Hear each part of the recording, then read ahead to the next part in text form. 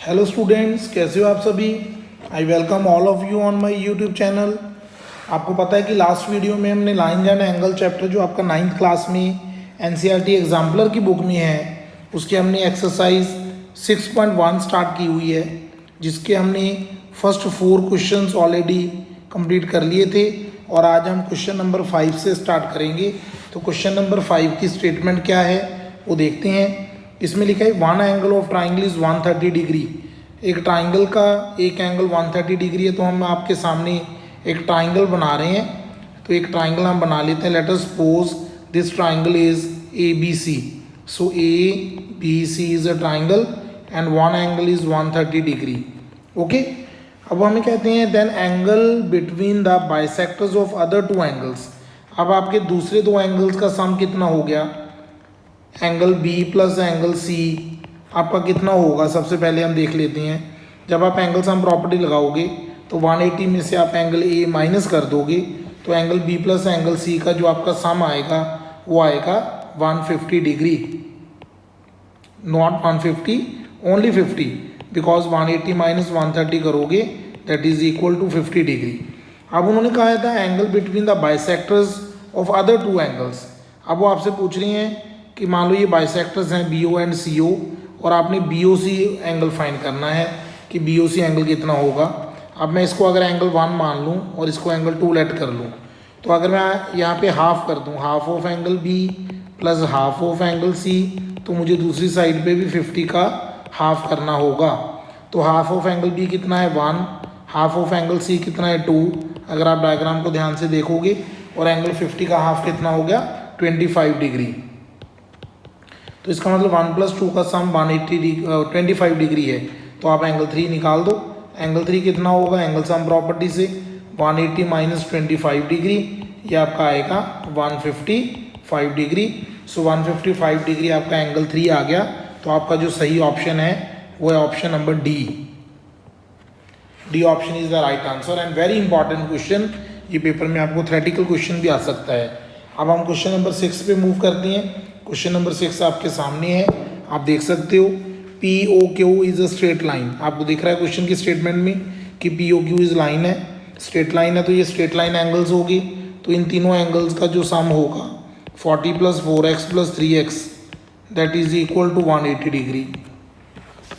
Angle sum property नहीं लिख सकते हम यहाँ पे, हम लिखेंगे स्ट्रेट लाइन एंगल्स। तो ये स्ट्रेट लाइन एंगल्स बन गए। ओके, उसके बाद 4x + 3x का जो सम होगा दैट इज 7x। 180 में से आप 40 माइनस कर दो। 180 में से 40 माइनस किया वो कितना आएगा 140। तो 140 किसके इक्वल आ गया 7x के इक्वल आ गया। तो यहाँ से आप x की वैल्यू निकाल दो। 140/7 करोगे जब, ये आएगा 20 डिग्री। तो आपसे पूछा कि x की वैल्यू बताओ, तो आप लिख दो कि x की वैल्यू आएगी 20 डिग्री। आपका जो ए ऑप्शन है that is the right answer. Okay बच्चों, अब हम क्वेश्चन नंबर 7 पे मूव कर रहे हैं। क्वेश्चन नंबर 7 को ध्यान से देखना है आपने। ये आपका क्वेश्चन नंबर 7 है।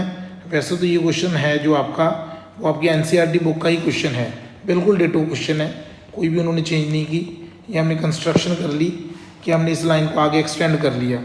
अब यहाँ पे मैं एंगल 1 लिख देता हूँ। अगर मैं थोड़ा सा डायग्राम को बड़ा करके बना लूँ ताकि आपको ज़्यादा अच्छे से समझ आ जाए, तो हम ऐसे बना लेते हैं O P Q R S। अब इस लाइन को मैं एक्सटेंड कर लेता हूँ इस मेथड से। ये आपका एंगल 130 है, इसको मैं एंगल 1 मान लेता हूँ, और ये आपका एंगल 110 है। और आपने ये वाला एंगल फाइंड करना है, आपने angle P Q R find करना है। Okay, very simple question.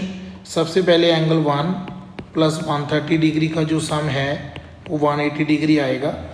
Angle 1 + 130 degree is equal to 180 degree. Co interior angles, ये को इंटीरियर एंगल्स बन गए। तो यहाँ से आप एंगल 1 की वैल्यू निकाल लो। एंगल 1 की वैल्यू आपकी आ गई 50 डिग्री। ओके, अब एंगल 1 की वैल्यू 50 डिग्री आ गई, तो एंगल 2 की वैल्यू भी कितनी होगी 50 डिग्री होगी।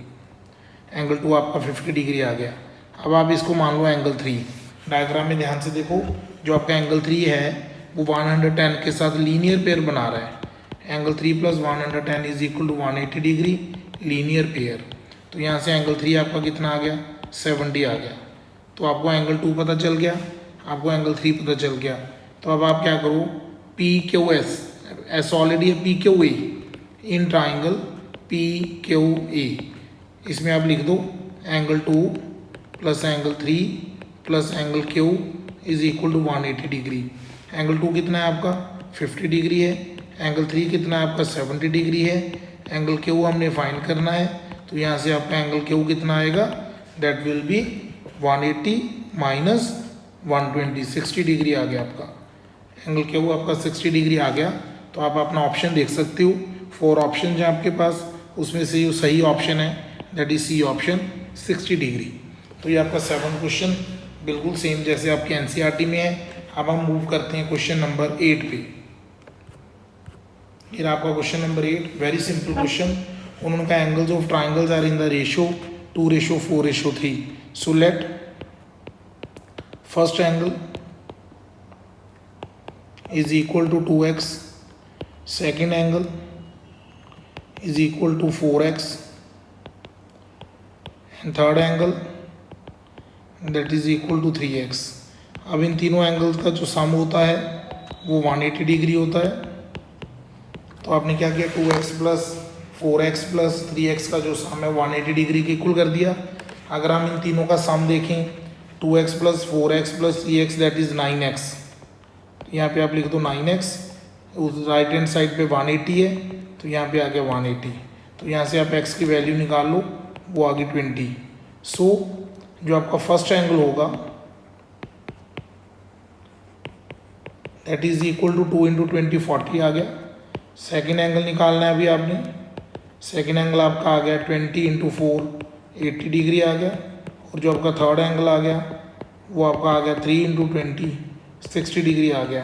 तो उन्होंने पूछा सबसे छोटा एंगल कौन सा है, तो आप बता दो कि जो फर्स्ट एंगल है वो 40 डिग्री का है, वो सबसे छोटा एंगल है।